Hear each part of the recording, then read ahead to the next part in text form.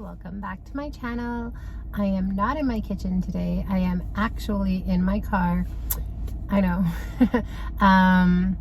I thought that since I didn't experiment a lot this week with recipes, I was doing a extended fast. I did 3 days, and after the fast I've just been keeping it really simple, clean, carnivore, no fruits or veggies or anything, not playing around with any recipes. So I thought I'd hop on. I'm waiting for my daughter in her piano lesson, and I just wait in my car because it's easier than going back and forth. So I thought I would tape a video on how I started keto and lost 100 pounds and all that. I know I said I would do this video quite a while ago, and I have not gotten around to it. So I thought, what better time than now? I'm hoping there's people not in their houses looking at me talking to my camera in my car. But anyways, here goes. So a while back I had done a video on my weight loss history, and in that video I explained why I started keto. It was actually for I actually started keto to help with my son's, or managing my son's ADHD. I talked about it in that video. I won't go into too much on that, but I will go into how I started keto. First off, I am not a doctor. Obviously, you don't check with your own doctor. You don't have to do what I did. I'm just telling my story and how I started. How I started may not work for how you are going to start or how you started. Everybody's different. But again, I'm just sharing. So I had started keto immediately after watching the documentary on Netflix. It was on Netflix at the time. I'm not sure if it still is. It was The Magic Pill. A good friend had told me about it and suggested watching it to see if it would help Ryder. But I really enjoyed that video, or that documentary. I found it really eye-opening, and I felt really motivated and determined after watching it. And again, it wasn't necessarily for me, it was for Ryder. I actually had given up hope on losing weight because I had tried so much after the birth of Ryder in that postpartum period to lose weight, and it just wasn't budging. So I thought, if anything, by eating clean and going keto, it would help with him. And if it helped with my weight, great, but I wasn't expecting it to do much, if that makes sense.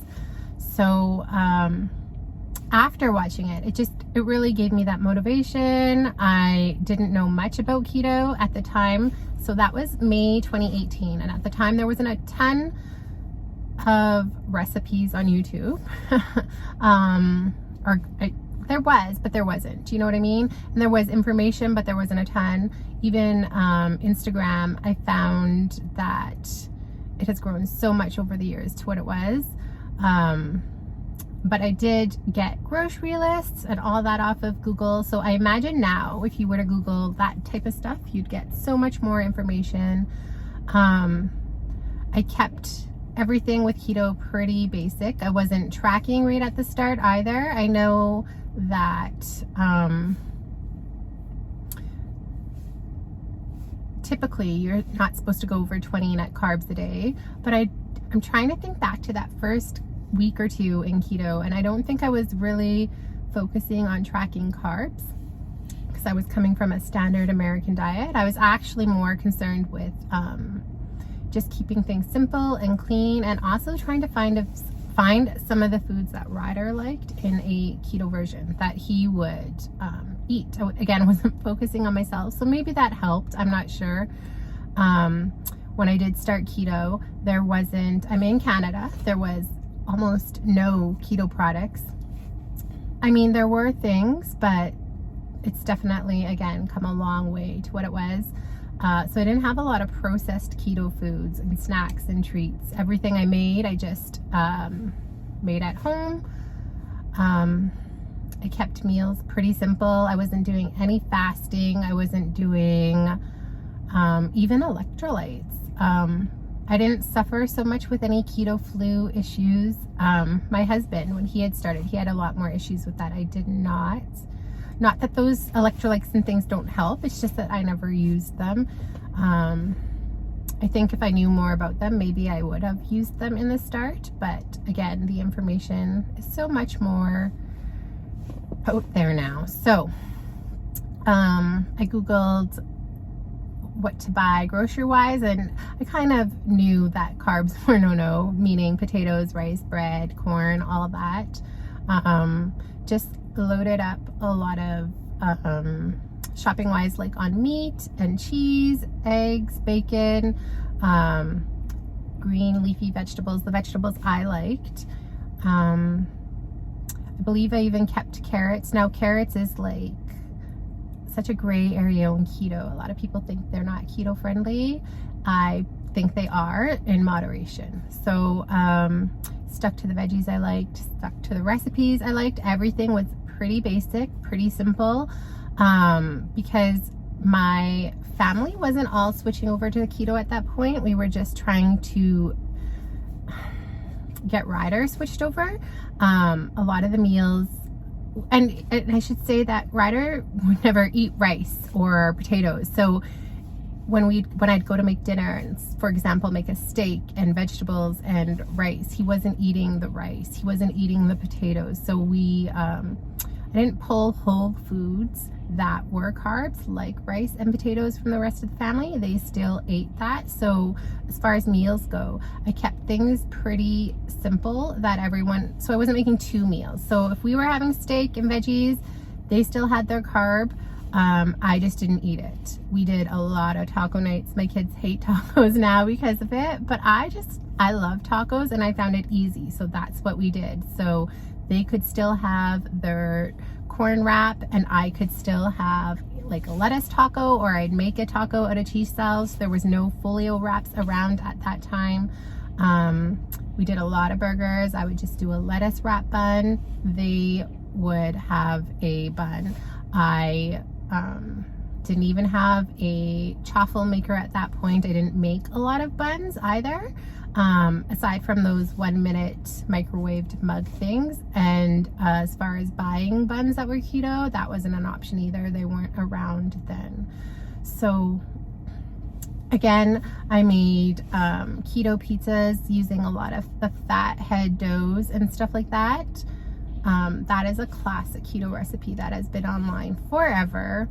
And that's one that Ryder actually did like. So I just kind of did things like that and kept them in rotation. I didn't experiment a lot. A lot of chicken wings. Snacks, I didn't fast, like I said. So for snacks, I just had things in my fridge that were easy, ready to go. A lot of pepperoni sticks, cheese. I had nuts, but nuts are tricky for me because they're hard for me to moderate. I had like pickles, and I had a lot of veggies ready to go. I've always had a lot of veggies in my fridge ready to go. I wash and prep them on the weekends. Even going carnivore, I still have that veggie bin in my fridge for my kids. And if I couldn't do that, I would just buy one of those ready-made trays with the veggies already in it. I always had that in my fridge. And then things like hard-boiled eggs and stuff like that. Because breakfast was always bad for me, and lunch even, working and kids. So I found that if I could just pull those snacks to have at breakfast or lunch, I'd never eat breakfast, but like at lunch when I'd start to feel hungry, it just set me up more for success versus failure. And again, if I wanted like 5 pepperoni sticks or 2 pepperoni sticks, I didn't limit that I didn't limit myself, especially in that first week, if that makes sense. And I still lost a lot of weight that first couple of weeks. Granted, it was probably water weight, but I didn't feel like the transition was hard for me that way because I wasn't limiting. So like I felt pretty sustained. I still felt like I got to eat a lot, and I wasn't weighing or counting points or anything like that. So it worked great for me in that way. And I I wasn't focusing again so much on the scale, but I didn't get, like I said, I didn't get keto flu or headaches or anything like that. I ate anything I wanted in that first couple of weeks as long as it was keto friendly, and ate till I was sustained. So kind of like how a lot of people do carnivore. They eat as much meat as they want until they're sustained, and that's it. I kind of did keto the same way, within reason. I didn't eat like a whole bag of pepperoni sticks because that would just make me sick. But I have always had a hearty appetite, and I like a hefty amount of food. So that's what I did. Again, that's not going to work for everybody, but that's what worked for me. I've never been much of a sweet person. I do like sweets, but that's never been my problem. So I found if I needed something sweet after I ate, I would just have a container of like cookies or keto cookies in the freezer, and I would pull one out before I started making dinner, so that by the time dinner was done, it was thawed and not frozen. And then I would have that with like a coffee or something. That way I wasn't overeating sweets either, although sweets have never been a problem for me. My problem has always been portion size, and I think that's why, and I've said this before, I love OMAD so much, because I get that large amount of food, and I really feel satiated and sustained. But that is how I started keto. And again, I lost weight, wasn't expecting to, and then, you know, things would slow down, and then that's when I would tweak them. Like I'd be like, okay, well maybe I shouldn't have 5 pepperoni sticks for lunch. Maybe I should plan this out a little bit better.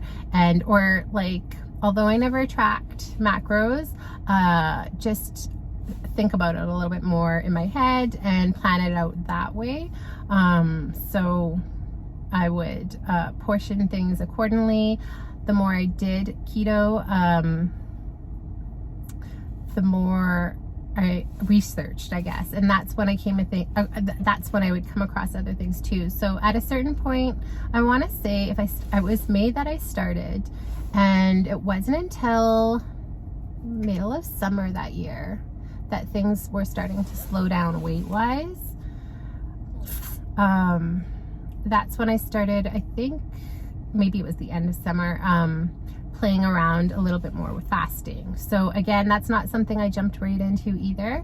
I think I just stopped snacking and stuck to lunch and dinner. I've never been a breakfast eater, so I think I just stuck to eating those 2 meals and not snacking in between. I was still doing that when I started keto, because I just kind of ate when I was hungry, so that I wouldn't come to like dinner time and want a bag of chips or Doritos, because that's my weakness. I've never even had Quest chips at that time. So I just, like, yeah, I guess summer was slowing down, and that's when I incorporated fasting. Started just doing the 2 meals and dropping snacks, and I did that for a long time, and then I started losing more weight, and then at a certain point that had slowed down, and I think that's when I went to 1 meal a day, 1 hearty meal. And at the time I was still doing keto, I wasn't doing carnivore, so I was trying to get everything into that meal, like a large salad, making sure I got all my veggies in and all the meat and protein, and then I'd still have a keto treat after that. And I'd always tend to do that later in the evening. So I gradually worked up to that. And I like OMAD because it's just so convenient with my lifestyle, with kids and work and home and everything. It worked great for me. Not to say that will work great for everybody. But that's what worked for me. And so again, then the scales started to move more. Where was I now? That took me up all the way to, I think, that Christmas of that year. And then again, my weight loss had slowed down, and I was so close to like that 100-pound weight loss, but it just, nothing was happening from that point on. So I started playing around with extended fasts. I followed a lot of Dr. Berg's examples on Facebook, or watched a lot of his videos on YouTube, and he has a lot of the videos for fasting. So I kind of did what he had suggested as far as working up from, you know, 3 meals, no snacks, and then 2 meals, no snacks, and 1 meal, so on, so on. So I eventually started my first extended fasts. My first extended fast, I believe it was 48 hours, and I thought that there was no way I would actually be able to do it, and I did it, and I felt like such a badass after I done it. And I didn't over fast at that point either, but I found that every time I did an extended fast, it would help push past that stall point. So I would just, for example, do an extended fast, and it would push me past that point I would stall, and then things were slowly moving along at that point. So I think it was every couple of weeks that I would do an extended fast like that, only 48 hours. I never did anything really longer than that, but it would just push it that next step further. And then we were almost, I think at one point before that year, I did my longer fast, which was, I'm trying to think, I think it was 72 hours. And then that last, oh my gosh, I'm trying to remember, that last fast kind of pushed the weight loss that much more, and I was able to get down my 100 pounds, and it was a year on keto. And yeah, I was quite surprised and excited. Like, I was actually quite shocked, and 100 pounds in a year, like, definitely everyone noticed. My friends, my family. I had no Instagram, I had no YouTube, but like, you could just see it, and I just felt better than I ever had, and I was loving it. It wasn't until after that first year of keto and losing 100 pounds that I started to think about trying carnivore, because at that point I was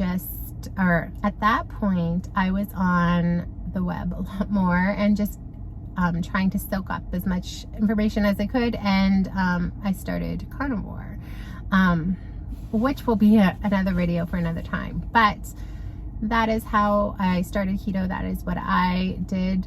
I don't know if I've gotten everything in. There's so much, and it was so long ago now, because we're almost at 4 years, and I get a lot of questions, and I'm trying to think of them, but like, let me see. Some of the most common questions I get are, did I exercise? I never exercised that first year of keto, except that by summer I was just feeling so much better because I had lost more weight, and was feeling better. My target areas and my problem areas, that things that have always bothered me, have been my stomach and my arms. So at summer, I was feeling better. I had more energy, that I decided I would do crunches at home and push-ups at home. Women push-ups, not man push-ups. And I figured if I just did a little bit every day, it would tone those areas up while I was losing the weight.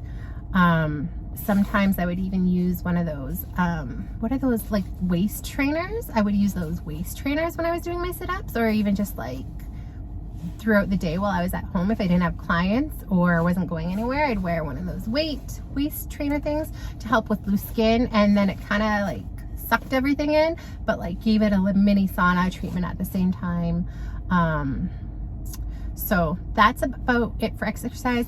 I did forget to say that by Christmas, when I was close to, or was in the new year, not quite at my year mark, and when I was starting the extended fasting and all that, I had joined a Biggest Loser challenge weight loss thing to keep me motivated for that last little point, because I feel like I've always got to that point that I did, and I've never been able to go past it with whatever diet I had done before. So by joining that Biggest Loser challenge, I think it kept me motivated, because the pot was pretty big.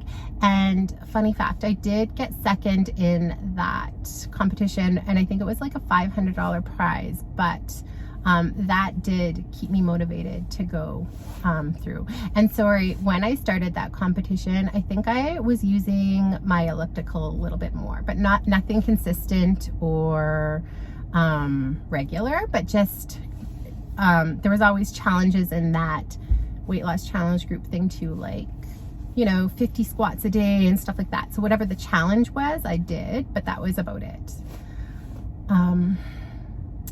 I get a lot of questions about, like the loose skin. If I had, okay, talking to my phone, there's all these people around. Okay. I do have loose skin. Like, this is loose. It doesn't bother me. I think people think this is a bone. This is loose skin.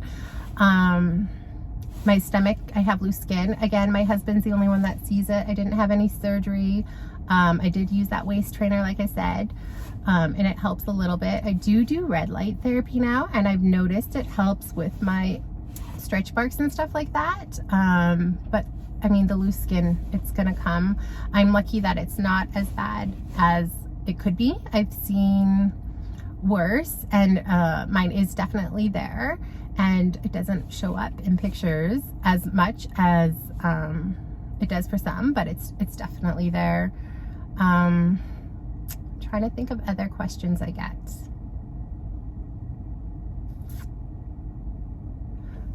I think it's so hard to think of it, and I know my daughter's class is coming to an end, but I think that is most of it. Anyways, I just thought I'd hop on and finally do this video on how I started keto, how I lost 100 pounds on keto. Again, I know what I do isn't necessarily going to work for you, but I thought maybe I would just share a little bit more on that. I hope you guys enjoyed this video. If you did, don't forget to give it a thumbs up. Don't forget to subscribe and hit the notification bell. And then also, if you have other questions for me, write them or comment, and maybe I'll do another video like this. If you guys like this style of video, I know I ramble a lot and say so it always deters me from doing these types of videos. But I hope this helps give some insight into me and my journey, maybe help motivate you in yours. Again, you don't have to do what I did. It's not for everybody. I'm just, putting it out there. I hope you guys enjoyed this. Like I said, I hope you weren't too bored, and thank you so much for watching. I will catch you in the next video. Bye, guys.